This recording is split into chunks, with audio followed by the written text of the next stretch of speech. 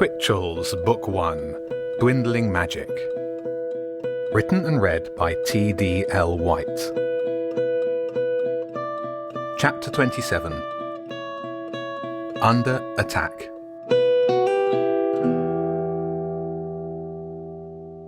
The fine mist continued to hang in the air around Twitchell's on Thursday. James was reduced to shuffling across the lawn like a 90-year-old. Nick wasn't sure how much longer the other boy would be able to keep his illness secret. Attending Twitchell's was literally killing him. Somehow, James made it through the day, and made it to the study room with Elf and Jenny. Nick left them and made himself a cup of tea in the common room. He had zero FOMO. 2 hours of boring prep was far better than even the tiniest chance of meeting the rats. By a mile. Up until dinner time, everything was going to plan. It was only after eating pizza and chips that things began to disintegrate. James showed up right at the end of the dinner hour, shuffling painfully slowly across the hall. Nick abandoned his ice cream and hurried over to meet him. "Thanks for getting me," Nick said. "You didn't need to come." "It's no problem," James wheezed, putting a hand out to steady himself against a table, missing it and almost toppling over. Nick caught him and balanced him upright. "The others got away fine. Should be at the auction by now." The 3-minute walk to the study room took them a quarter of an hour, with Nick having to put an arm around the other boy to keep him moving. "Nearly there," Nick said for the 10th time as they reached the corridor that led to the study room. And then all the lights went out. Just for a moment before flickering back on. Nick checked his watch. It was just after 8. "What was that?" James whispered. "Power cut," Nick said. Then he remembered the LCRS request he'd seen on Collier's laptop. Maybe it was more than just the lights. "You keep going toward the study room. I need to check something." He helped James over to the wall so that the other boy could lean on it. Wi-Fi time was underway in the common room, which was at the far end of the corridor. Nick jogged down to the common room door and gave it a push. It wouldn't budge. He knocked on it hard and kept on knocking till he heard the whine of the caretaker. "Stop knocking," she said. "What's the problem?" "Try the door," Nick said. "Pull it." The door handle rattled as she tried it. "Is that Nick Thompson?" "Yes." "Then stop messing around," she barked. "You're already in enough trouble." "It's not me doing it," Nick said. "The door network's been hacked. They've locked all the doors." "That's not possible," she said in a matter-of-fact voice. "Stupid old thing's just jammed." "Can you check the networks from in there?" Nick asked. "Can you remote in to see what's going on?" "If you're doing some kind of revenge trick, I won't be happy." "You're never happy." "I'm not, I promise." A few moments later, the caretaker replied, a little concern creeping into her voice. "The network's down, that's all. I can't get a signal. The routers must have reset after that power cut. We'll have to wait for them to reboot." It's not the routers, Nick thought. "And when they fail, is the default that everything locks or unlocks?" he asked. Silence. She was starting to understand. "I think Twitchell's has been hacked. The real network, not the honeypot that I got into. If I get you a mobile signal, can you remote in from outside to fix it?" "There's no mobile data coverage here," the caretaker said. "It's written into the provider's contracts." "I'm not talking about here. Look, will it help or not?"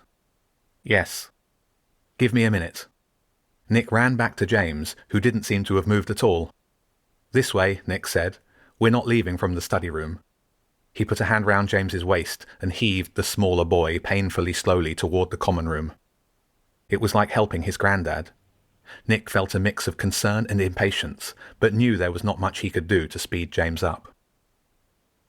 "Open the portal here," Nick said when they finally made it to within a few meters of the common room door. "You sure? If someone comes past—" "They won't, trust me. All the doors have been locked." James took a moment to steady himself and draw the symbol. Nick banged on the door. "You ready?" he said. "Not got anything else to do," the caretaker said. "I hope for your sake this doesn't turn out to be a prank." Seconds later, a portal opened in the middle of the hallway, and James was floating toward the ceiling. "That's better," he said, breathing deeply. "Good old Brighton." Nick caught him and pulled him down, letting go so that he didn't float up himself. He put his face next to the common room door. "Got a connection?" "Yes," the caretaker said skeptically. "Not quite sure how you did it. Now, keep quiet for a minute. I've only got my phone, so I need to concentrate." Nick did as he was told. Now that James was weightless, he seemed much happier. Or perhaps there was a touch of magic seeping in from Brighton, fighting the effects of the poison. "All right, I believe you," the caretaker said after 5 long minutes. "Someone hacked us, and by the looks of it, it was North Korea or China. Luckily, we've got a bunch of fail-safes built in for situations like this. I've switched my phone to the local network now. Doors should be back in my control in about 5 minutes. What kind of school has fail-safes in case they get hacked by a foreign government? "I'll be leaving here now," Nick said. Then he had a thought. "Does this have anything to do with the auction today?" He heard the caretaker groan. "I guess that's a yes?" "I won't know until I've got full control. I'm going to assume you mean the auction at the Albert Hall, because of course you know about that." The sarcasm dripped off her words. "You're a 4th year. Why wouldn't a 4th year know about the stuff that's secret and dangerous and nothing to do with them?" "Yes, that one," Nick said. "Why would the alchemist be disabling Twitchell's network during the auction? I'm really asking because there's a few other 4th years at the auction right now who might need to know." "This isn't getting any better," the caretaker said. "Each time you speak, I die a little inside. If I had to guess, and this is the guess of an experienced Army counterintelligence red teamer here, I'd say that the auction is about to become a very, very dangerous place to be. And just to let you know, I'm sending those exact words to the inspector right now." "Where's the inspector?" Nick had to ask. "Don't pretend you don't know," she said. "You know just about everything else that we've been keeping secret. The inspector's been busy all week because he's running a sting operation to catch a whole load of the very worst people in the country that he's managed to ensure are, as of this moment, all carefully corralled into one easy-to-arrest space. Can you guess where that might be?" It was Nick's turn to groan. "The Albert Hall?" "Bingo." "Okay," Nick said. "Thanks for your help, and good luck getting everything back online." "Where are you going?" "I don't want to tell you." "Well, while I'm stuck in here, I can't possibly stop you." "That's true." The caretaker sighed. "I'll let the inspector know you're on your way." Nick didn't respond. He held James's arm and kicked off the wall toward the back of Elf's house. When they were inside, Nick began to worry.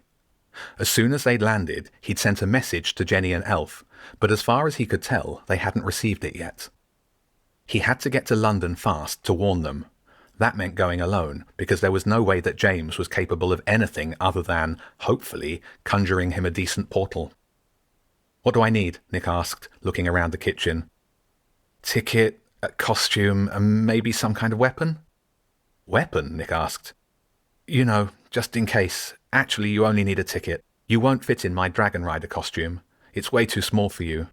But, and I didn't want to mention it yesterday in front of Elf, those Mage Lord costumes are pretty similar to Twitchell's uniforms." "But with shorter skirts," Nick said, finding the spare ticket and tucking it into his jacket pocket. "Just keep your school trousers on and you'll be fine. I've got a symbol for the Albert Hall ready. I was thinking of opening one in Hyde Park. Shouldn't be too many people there right now, but I may as well get you as close to the action as possible." "What if I'm seen?" Nick messaged the other two again, this time using SMS. There was still no sign that they'd read the first message. "You might not be seen. Better to get you there fast with a chance of witnesses than worry about you getting lost in a park at night. Now, I haven't practiced this portal nearly enough to get it near the ground, so I'll draw the symbol and then hand you the key to the air, and you'll have to take it with you. And probably a good idea to take some ink and a notebook too." James handed him a blank notebook and the ink pouch. Nick put them in his bag. "I thought we weren't going to let the key get anywhere near the auction." "Can't do anything about that now. You ready?" Nick was not ready. He nodded. James drew the portal. As it opened, Nick could see the domed roof of the Albert Hall. They were level with the balustrade around the edge, at least 50 feet up, and there were people on the pavement underneath. "Don't worry about them," James said. "Take the quill, put your hood up, and I'll give you a shove in the right direction. Just hope the wind doesn't catch you. As they passed the quill between them, Cece, wearing the dull grey dog fur, bounded down the stairs and sprang onto Nick's shoulder. There, at least you're not alone. Cece'll keep you safe. James guided Nick through the portal and pushed him gently toward the ground. Good luck. What about a weapon? Nick said, but it was too late. He floated silently through the air between Brighton and London. All James could do was wave a tired old man's wave. Drifting downwards past the tall glass windows, Nick was pleased that Cece had hitched a ride. He was also relieved that, almost directly underneath him, was a merchandise stall selling T-shirts and, rather usefully, helium-filled dragons from the game. If the people on the stall noticed Nick's ungainly flight past the dragons, they didn't show it. Perhaps other concert-goers had descended in the same manner. He kept Cece tucked under his arm and pulled his hood low as he got his bearings. The great, circular red brick landmark was right in front of him. He was level with door number 1, and so started walking toward door number 2. He needed to find door 13. Then he remembered that the doors wrapped all the way round the building, so he spun round and walked back past door 1. The next entrance was the stage door, which didn't have a number. Then there was a door to a restaurant, and past that was door 12. No sign of door 13. Nick doubled back toward the restaurant and spotted a large statue on a tall square plinth in front of the hall. On his side of the plinth was a large black door, and on either side of the door were 2 large men dressed in black suits. It struck Nick as somewhat odd that 2 men would be guarding a door to a statue. He was just about to go over and ask the men if they knew where door 13 was, when Cece wriggled free and scurried away from the men and toward a tree on the far side of the statue. Under the tree was another large figure dressed in a long black coat with the hood pulled low, concealing their face. More importantly, perched on their shoulder was a big black raven. Cece almost reached the bird, then scampered back towards Nick and stopped halfway. The statue would have to wait. Nick approached the bird and Cece jumped back up into his arms. "You must be Nick. I recognize the uniform," the bird said in a rather smooth voice, with a touch of royalty to it. "Yes," Nick said after a slight pause. He'd never spoken to a bird before. At least, not one that could talk back. "The inspector received a message from the caretaker not more than 10 minutes ago." "Is everything fine?" Nick asked. "I mean at the auction." "As far as we can tell from up here, the inspector's gone down to ensure everything is still running as expected." Nick nodded back toward the statue. "Is that door 13 over there? I couldn't find one on the actual building." "Yes. The auction's in the lower sub-basement hall, and the only way in is via the elevator in the statue." As the bird finished talking, the streetlights and the Albert Hall's external lights dimmed and then went out completely. There were still patches of ambient light emitted from the nearby buildings, but the area in front of the hall and all around the statue was now in a deep shadow. The people running the merchandise stand pulled their phones out to light the goods. "Just a little blackout," one of them said confidently. "Lights will be back on in a moment." 2 black vans pulled into the darkness of the pavement near the statue, stopping right in front of the door. "This isn't good," the raven said. "Master, go see what's happening." The hooded figure, the master, strode toward the vans, and the bird flapped its wings and took to the air. Nick followed the man, but stayed well back. He heard the van's sliding doors open, and through the darkness saw the shapes of a dozen figures climb out of each one. Soldiers in black uniforms, carrying batons instead of guns. The master reached the far side of the statue and was immediately set upon by the soldiers and shoved hard to the ground. But the man had help, as no sooner had he hit the floor, the sky above him was filled with wings and claws. Ravens began to dive-bomb his attackers. Nick moved round to get a better view of the door and immediately regretted it, as one of the birds peeled away from the flock and flew straight for him. It was Melina. "Stay back!" she cried. "He's here! We're outnumbered! They're taking the auction! Stay back!" She flapped hard, heading back to help the master, who had made it back onto his feet. The nearest soldier tried to kick him back down, then stopped, turned toward Nick and started moving his way. Nick didn't need any more encouragement. He ran toward the merchandise stand, then past it, putting a good distance between himself and the attackers. Moments later, he was crouching in one of the doorways to the Albert Hall. He risked a look back past the stand. The curve of the building meant he couldn't see the statue or anywhere near it. After hiding there for what seemed like an eternity, the lights came back on. "See?" the voice from the merchandise stand said. "Back on in no time." "This is useless," Nick said to Cece, getting up and slowly making his way back toward the statue. "I'm no good in a fight. Jenny and Elf would have helped Melina and the Master. So would James, if he wasn't so sick. I just ran away." As he rounded the building, it was as if nothing had happened. The vans were gone, so were the soldiers, the Ravens, Melina and the Master. There were still 2 suited men stationed in front of the door, but something about them had shifted. They looked less sharp, less official security, and more frayed at the edges, more ragged and unpredictable. Nick slipped his hand into his pocket, fingers brushing over the ticket, and for a brief moment he locked eyes with one of the men. They had that familiar look, the kind of boys that Nick had spent years instinctively dodging. He left the ticket safely tucked in his jacket and kept walking, right past the men and down the stairs, away from the statue and away from the Albert Hall. He planted himself on a low wall in front of a patch of overgrown bushes and tried to piece together what had just happened and what, if anything, he was supposed to do about it. "I think the alchemist has taken over the auction," he said to Cece, "and Elf and Jenny are trapped inside." "Sounds like exactly the sort of situation that could lead to a fight." Nick leapt to his feet at the unmistakable sound of a Scottish voice emanating from the bushes behind him. "Yeah," Bobby said. "We get more fights per hour with you lot than anyone else."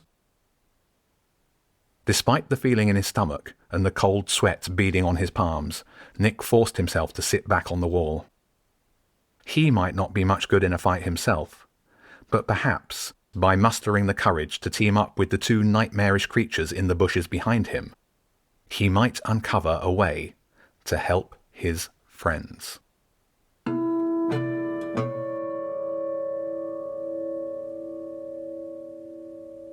This podcast was brought to you by me, TDL White. I'll be reading a chapter a week until it's complete.